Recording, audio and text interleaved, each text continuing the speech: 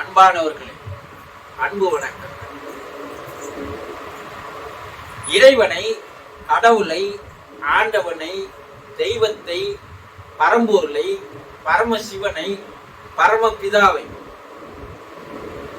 அறிய வேண்டுமெனில், உணர வேண்டுமெனில், அடைய வேண்டுமெனில் புற உலகிலே சென்று தேடுவதில் எந்த விதமான பயனோ பலனோ கிடையவே கிடையாது.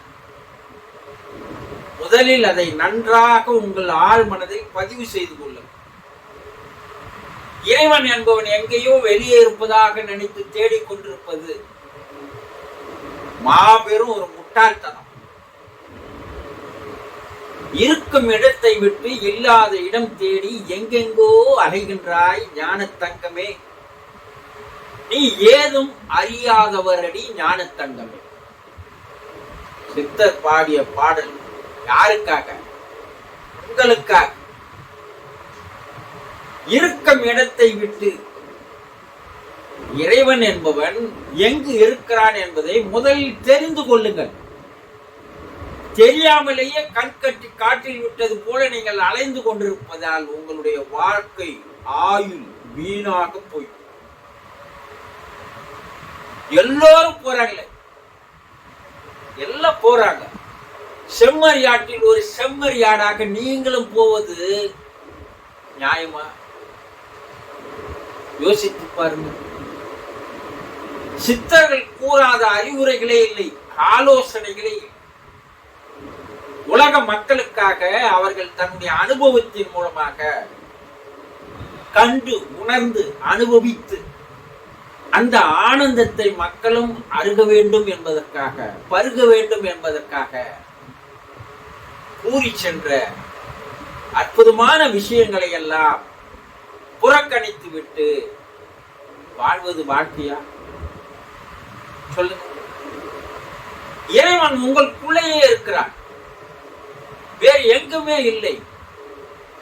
அவனை இதயத்திலே சிம்மாசனம் போட்டு அமர்ந்திருக்கிறான். அவனை அக உலகில் போய் பார்ப்பதை விட்டு புற உலகில் பார்ப்பதால் எந்த பயனும் இல்லை. நீங்கள் என்னை உள்நோக்கி ஒரு அடி வைத்தால் நான் உங்களை நோக்கி 100 அடி எடுத்து வருவேன் என்று ஒரு அற்புதமான வார்த்தையை வேதங்களில் கூறுகிறார்.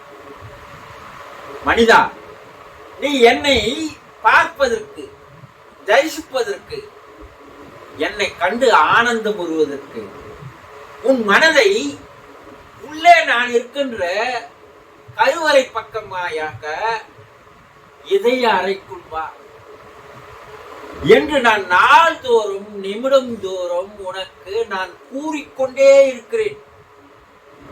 நீ எப்போது பிறந்தாயோ, எப்போது உன்னுடைய மனம் வேலை செய்ய ஆரம்பித்ததோ அந்த நிமிடம் முதல் நான் கூறுகின்ற வார்த்தை, ஏ மனிதா, நீ என்னை உள்நோக்கி வா, நான் உனக்காக காத்திருக்கிறேன். என்னை உள்நோக்கி வா, நான் உன் அருகில் வந்து நிற்கிறேன். என்னை பார், என்னுடைய விஸ்வரூப தரிசனத்தை கண்டு சந்தோஷப்படு, என்னோடு ஐக்கியமாகு, நான் உனக்கு அனைத்தையும் தருகிறேன் என்று இறைக்குரல், ஆண்டவனுடைய ஒலி சத்தம் போட்டுக்கொண்டே இருக்கிறார். ஆனால் நாம் ஏன் அதை சிறிது கூட காது கொடுத்து கேட்பதில்லை? அதே இறைவன் என்ன சொல்றாருன்னா, உன் மனம் போடுகின்ற சத்தத்தில் என்னுடைய சத்தம் உனக்கு கேட்கவில்லை, நான் அழைக்கின்ற அழைப்பு உனக்கு கேட்கவே இல்லை. உன்னுடைய மன சத்தத்தை, கூக்குரலை முதலில் நிறுத்து. அந்த சத்தத்தையும் அந்த கூக்குரலையும் முதலில் நிறுத்தினால், நீ அமைதிப்படுத்தினால் என்னுடைய குரல் உனக்கு நன்றாக கேட்க ஆரம்பிக்கும் என்றுதான் கூறுகிறார். இதையும் தெரிந்து கொள்ளவில்லை, இதையும் புரிந்து கொள்ளவில்லை. நீ என்ன காட்டு கத்துலோனாலும் கத்து, நான் வெளி உலகில் தான் தேடுவேன் என்றால், அருகிலேயே இருக்கின்ற அரை அங்கல் தூரத்தில் இருக்கின்ற என்னை நீ அறியாமல் உலகமெல்லாம் நீ போய் தேடினாலும் என்னை நீ அறிந்து கொள்ளவே முடியாது. இதுவும் இறைவனுடைய குரல். அப்ப இருதயத்தில் இருக்கின்ற இறைவனை அறிந்து கொள்வதற்கு ஒரு வழிகாட்டியாக உங்களுக்கு இருப்பது இருதய தியானம். தியானங்களிலே மிக அற்புதமான ஒரு தியானம் இருதய தியானம். அந்த தியானம் உங்களுக்கு இறைவனை, இறைவனுடைய காட்சியை, இறைவனுடைய ஒளியை உங்களுக்கு காட்டி தரும். உங்கள் உடலில் பிராண உடல் என்று ஒன்று இருக்கிறது. உள்ளே இந்த தூள உடலுக்குள் பிராண உடல் என்று ஒன்று இருக்கிறது. இந்த பிராண உடலில் தான் யோக சக்தி மையங்களானது காணப்படுகிறது. உணர்வு நிலைகளை வெளிக்கொண்டு வருவது இந்த யோக சக்தி மையங்கள். இந்த யோக சக்தி மையங்களில் 2 சக்தி மையங்களை நீங்கள் இயக்க ஆரம்பித்து விட்டால் இறைவனை உங்களால் உணர்ந்து கொள்ள முடியும். ஒன்று இருதயத்தில் இருக்கின்ற அநாத சக்கரத்தை இயக்க வேண்டும். உச்சந்தலையில் இருக்கின்ற சகஸ்ரா நாமத்தை இயக்க வேண்டும். உச்சந்தலை வழியாக தான் இறை ஆற்றலானது, பிரபஞ்ச ஆற்றலானது, தெய்வீக பேராற்றலானது உங்களுக்குள் இறங்கி இருதயத்திற்குள் இணையும் பொழுது இருதயத்திலே இறைவனுடைய ஒளியானது உங்களுக்கு தெரிய ஆரம்பிக்கும். அப்ப அந்த ஒளி வடிவாக இறைவன் இருக்கிறார். இதைதான் வள்ளலார் ஜோதி என்று சொல்றார். அவன் ஜோதிமயமானவன். அவனுடைய உடல், அவனுடைய உருவம், அவனுடைய தெய்வீக அழகு ஒளித்தன்மையாக இருக்கிறது. பிரகாசமான ஒரு ஒளித்தன்மையாக இருக்கிறது. இந்த பிரகாசமாக இருக்கிற ஒளித்தன்மையை நீங்கள் தெரிந்து கொள்ள வேண்டுமேயானால், நீங்கள் காண வேண்டுமேயானால், அப்ப இந்த இருதய தியானம் என்பது உங்களுக்கு பெரிய வகையில் அது பயணித்தோம். இந்த இருதய தியானம் சகஸ்ரா நாமம் என்று சொல்லக்கூடிய அந்த சகஸ்ரா நாமத்தை நாம் தெரிந்து கொள்ளும் பொழுது யோக சக்கரத்தில் 7வது சக்கரமாக இருக்கின்ற 1008 இதழ் மொட்டுக்களாக இருக்கின்ற அந்த தளத்திலே நீங்கள் அந்த யோக சக்கரத்தை தெரிந்து கொள்ளும் போது பிரபஞ்சத்திலே இருக்கின்ற அந்த தெய்வீக பேராற்றலானது உங்களுடைய உச்சிக்கண் வழியாக உள்ளே வந்து சேரும் பொழுதே இந்த மொட்டுக்கள் எல்லாம் மலர்களாக மலர ஆரம்பிக்கும். நன்றாக உச்சந்தலையில் தியானம் செய்பவர்களுக்கு ஏதோ ஒரு பேர் உணர்வு, இனம் புரியாத ஒரு உணர்ச்சி, ஒரு சிறு சிறு வெடிப்பு சத்தமானது, அதை அனுபவிக்க அனுபவிக்க அனுபவிக்க ஒரு போதையில் இருப்பது போலவே இருக்கும். இது பிரபஞ்ச பேராற்றலினுடைய போதை, அமிர்தம்.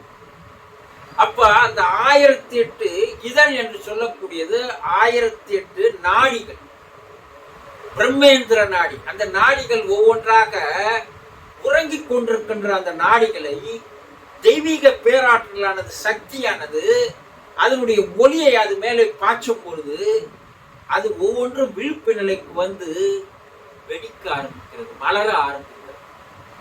அப்படி மேலே இருந்து கீழே வருகின்ற அந்த ஒளியானது உச்சந்தலையில் இருக்கின்ற அந்த சகஸ்ரா நாமத்தை செயலுக்கு கொண்டு வருகிறது. உச்சிக்கண்ணானது திறந்து கொள்கிறது. அதன் வழியாக ஒளி கீழே இறங்கி இருதயத்தின் மீது அது பாய்ச்சப்படும் போது இருதயத்தில் இருக்கின்ற அந்த நாடிகளானது, அந்த இதழ்களானது அது மலர ஆரம்பிக்கிறது. மேலே இருக்கிற மலரும் கீழே இருக்கிற மலரும் பிரியும் போது அது தன்னுடைய முழுமையான ஒளித்தன்மையை வெளியே வீச ஆரம்பிக்கிறது. அந்த ஒளித்தன்மையில் தான் இறைவன், ஆண்டவன் காட்சி தருகிறான். இதையெல்லாம் நம்முடைய முன்னோர்கள் மிக விலாவரியாக அழகாக வர்ணித்து அதை அவர்கள் அனுபவித்ததின் காரணமாக எடுத்து கூறி சென்றார்கள்.